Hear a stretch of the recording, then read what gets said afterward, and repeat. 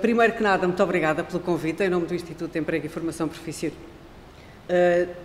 Eu agradeço o convite, mas devo dizer que hoje é uma sensação um bocadinho agridoce o estarmos aqui, porque, apesar de ser um prazer esta partilha de ideias convosco, se calhar se fosse há um tempo atrás, alguns dos slides que vou trazer aqui, que são poucos, teriam uma expressão diferente, sobretudo os iniciais, e os finais teriam uma urgência diferente. E, portanto, é, como digo, uma sensação um bocadinho agridoce. Um dos slides que não gostávamos de partilhar convosco, que é do conhecimento geral, é o de que, com esta situação que nós temos, e estamos a referir a dados sempre do mês de maio, que é aqueles que estão já oficialmente apurados, o desemprego na zona euro vai se situar, ou situa-se à volta dos 9,6, a previsão para o ano 2020. Como é que nós vamos ficar em Portugal?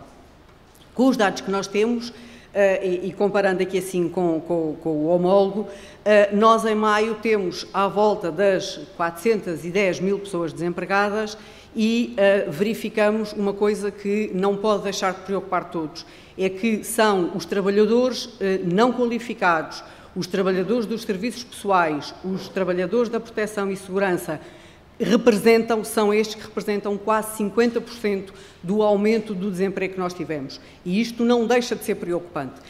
Se calhar estão a pensar assim, mas nós estamos num painel sobre ensino superior, porque é que estou a falar disto? Já lá vamos, Sr. Ministro, já lá vamos. Não podemos também deixar de notar que, se a situação é má e é má em Portugal, no Algarve é uma situação que nos faz e que nos traz uma preocupação ainda maior, e podem ver pelo gráfico quais são os dados. No Algarve, em maio, o desemprego tinha triplicado. Quais são as características, e eu peço desculpa de estar a passar isto telegraficamente, mas foi esse o pedido.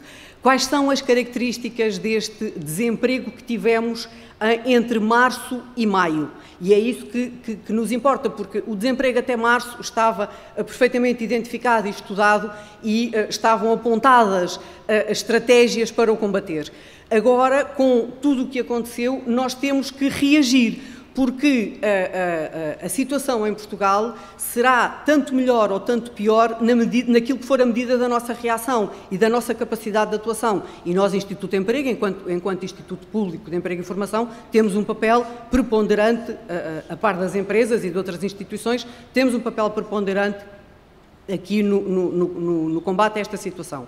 Nós temos, portanto, que este aumento de desemprego foi mais ou menos equiparado entre homens e mulheres, mas com uma ligeira preponderância para as mulheres.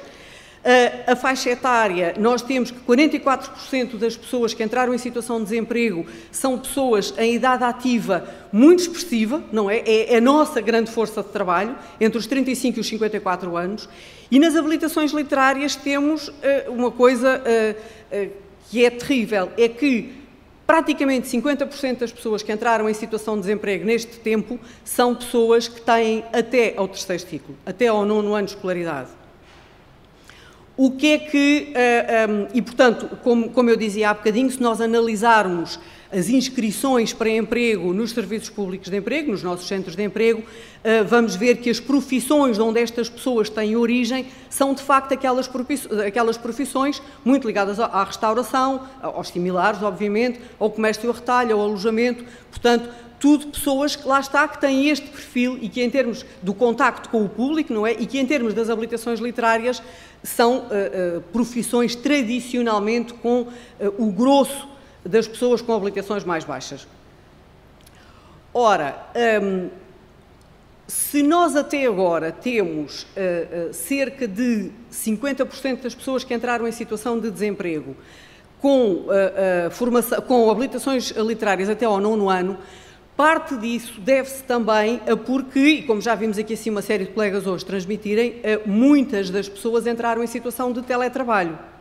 Mas a situação de teletrabalho só é possível, por um lado, se a profissão que se desempenhar permitir, mas, por outro lado, as pessoas têm que ter competências digitais têm que ter um nível de literacia digital que não pode ser absolutamente básico, para poderem corresponder e para poderem, de alguma maneira, tomar parte e ser uma parte desta nova figura, com um espectro tão grande como foi aplicada agora, do teletrabalho.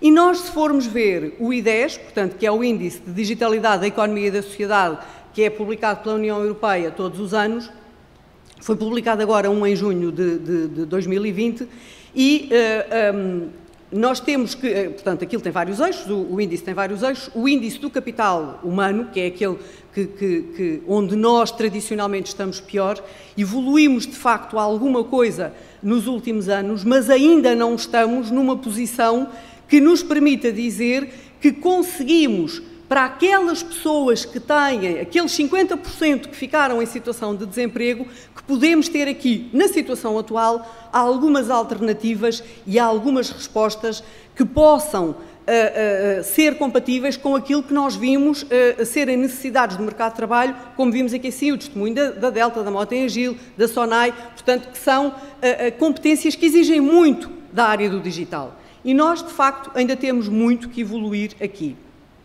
Então, nesta altura, nós podemos... É engraçado como nós mudamos de repente, às vezes por coisas que nos são completamente transcendentes, como o vírus. Nós até, se calhar, fevereiro, discutíamos muito quantos empregos é que o digital ia destruir.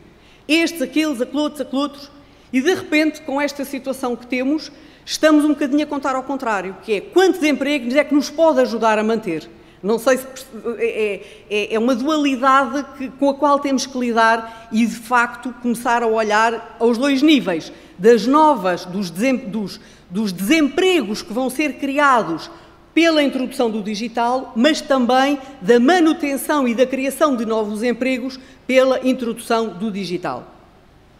O que é que, de facto, em 2 meses, o que é que nós podemos pensar aqui? O digital revelou, de facto, a importância das tecnologias na continuação do trabalho, na educação, na formação à distância e na aproximação entre as pessoas. E quando nós dizemos aproximação, é uma aproximação digital. Atenção! Acelerou, obviamente, a utilização das TIC. Se ficarmos confinados, foi a forma de comunicarmos com o mundo exterior e contribuiu, de facto, contribuiu para o reforço das competências digitais da população. Mas... estas coisas têm sempre um mas, expôs aquelas fragilidades que hoje alguns colegas muito melhor do que eu expressaram aqui, que têm a ver com os tais que nós vimos ali assim no I10, que não detêm competências digitais nem sequer no nível básico e que não têm o acesso aos computadores e à rede e nem possibilidades de ter, porque é uma das preocupações que nós temos e não nos podemos esquecer, é as pessoas nem têm capacidade para comprar, muitas das vezes, nem têm capacidade para manter a internet em casa, por exemplo, muitas das vezes. E, portanto, porque uma coisa é termos no telemóvel para ir ao Facebook, outra coisa é para poder trabalhar. E, portanto, são questões que nós, enquanto país, temos que equacionar. Ora, o Instituto de Emprego e Formação Profissional, como um instituto público, como eu disse há pouco, tem estas preocupações, entre outras, tem estas preocupações e tem que ter aqui 2 ou 3 focos muito importantes. Primeiro, estas pessoas que nós vimos que não podem ser esquecidas do mundo do trabalho e às quais temos que direcionar formações em concreto, que são os desempregados, estes novos desempregados. Não faz sentido pensar em continuar a dar formação na área do turismo no Algarve quando a situação é a que é. Temos que equacionar novas formações e perceber que novas necessidades é que esta crise trouxe na região do Algarve, por exemplo, e nas outras. Mas temos que ter em atenção toda a outra faixa, tentar elevar esta, obviamente, para níveis nem que seja de literacia digital intermédios, para poderem não ficar para trás, e isso é extremamente importante, é com o escalar do digital no mundo do trabalho, não deixarmos muitas pessoas para trás, ficarão sempre algumas, temos que ser realistas, mas não deixar muita gente para trás, e olhar para aqueles que podem ir puxando, no fundo, um bocadinho o barco. Ou seja, aqueles que, por exemplo, o colega da Sonai falava agora, que são aqueles que vão entrar no ensino superior ou estão a sair do ensino superior e que projetos é que nós podemos trazer para eles. O Governo criou a Garantia Digital, que foi negociada e foi resultado, é uma estratégia que resulta de um pacto que foi feito entre os parceiros sociais e esta estratégia visa assegurar oportunidades de formação na área digital até 2023, a vários níveis, e eu trago só aqui assim 4 ou 5 títulos para vos deixar a curiosidade de irem ver o que é que são. O projeto Upskills, que é um projeto que envolve o Instituto, a APDC, o CSISP é o Conselho Superior dos Institutos Politécnicos, os Politécnicos e, neste momento, juntou-se também o ISCTE e a Universidade Nova de Lisboa.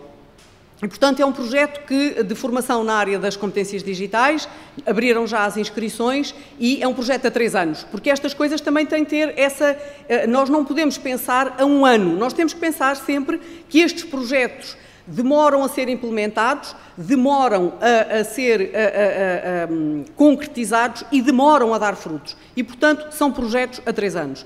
Temos o Jovem Mais Digital, vocacionado muito para dar formação na área do digital a jovens que tenham, a partir do 9º ano até ao 12º e mais, mas é mais ou menos esta faixa etária. A formação em competências digitais para aqueles 50% de população que têm competências digitais a um nível praticamente inexistente.